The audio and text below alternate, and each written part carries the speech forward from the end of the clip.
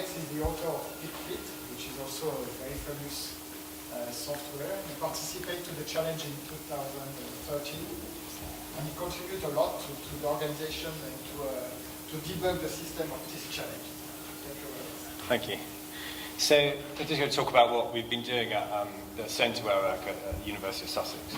So we started this in 2011, and we really wanted something that kind of ran cross-platform with minimal hardware, had a simple install, and it ran fast enough that you could, you didn't have to go away and come back after lunch to look at results. So it kind of runs in seconds rather than hours. And we've been applying this to just 2D wide field images in yeast. And we're mainly looking at the analysis of diffusing molecules. So sort of not really interested in structure at all, but in counting, clustering, and diffusing speed of complexes. So looking at what single molecules are doing, so binding DNA and unbinding, things like that. So put together a whole bunch of ImageJ plugins.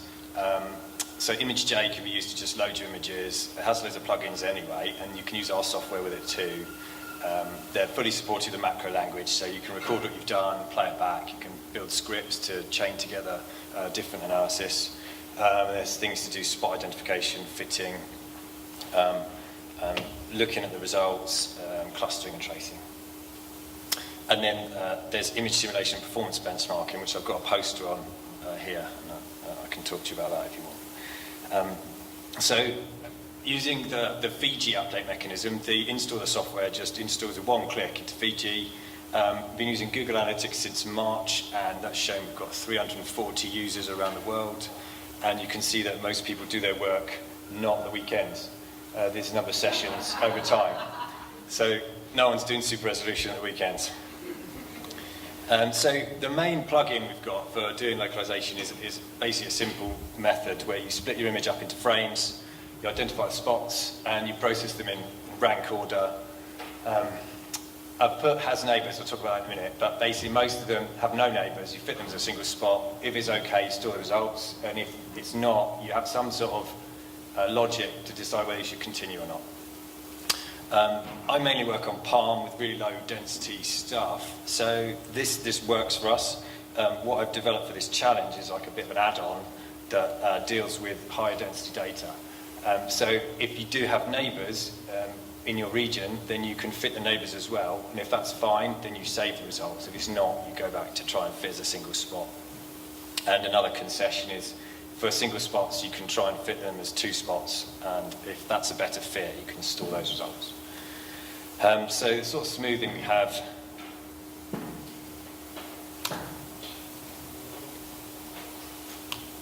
it's got sleep again. Yeah. I'm pressing. Okay. So just do image smoothing, and then you find maximum. You see in this image there's loads, of which some of them you pick out by eye. The red ones are the ones that are ranked highest, and they go red to blue. So apologies, colourblind people. But most of the good spots that you see are there. And then you fit the 2D Gaussian, the least squares or maximum likelihood is a bit slower, probably about 20 to 100 times slower, depending on how many neighbours you have to fit.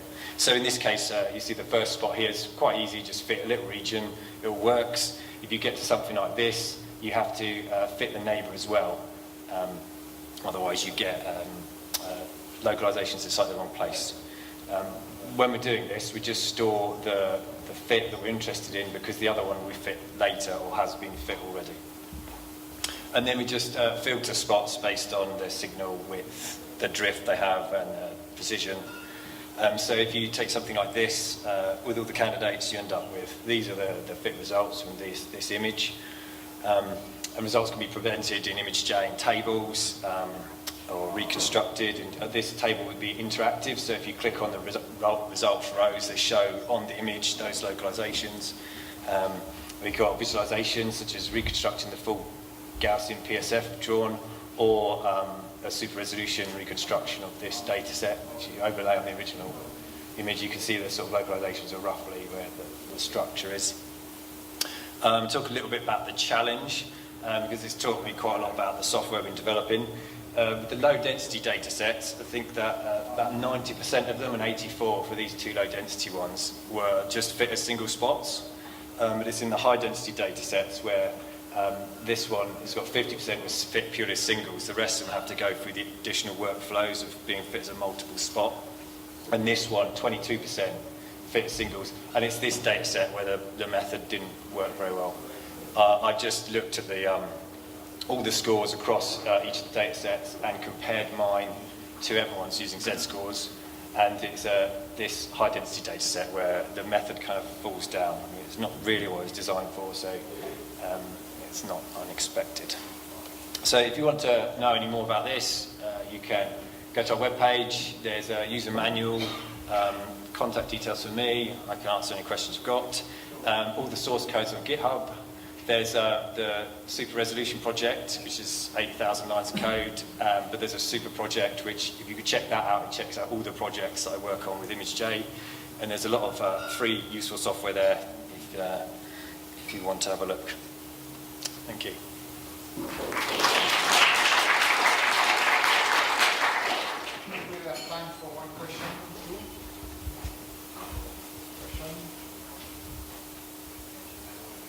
So maybe you do not mention that PeakFit has also a very good website, well documented, very easy to use. Would you have some comments on it? Well, the idea is to try and stop people coming to my office and asking me loads of questions. So trying to write good software documentation so people can use that first off to work out how all the plugins run, what all the parameters are, etc. And that's the key. The key to this is to try and make it usable. There's a lot of software out there you have to run on command line. It's not all encapsulated. You can't see the images once you've got the localization results. So this is one package that puts it all together and tries to make it easy to use. Well, thank you for the nice presentation.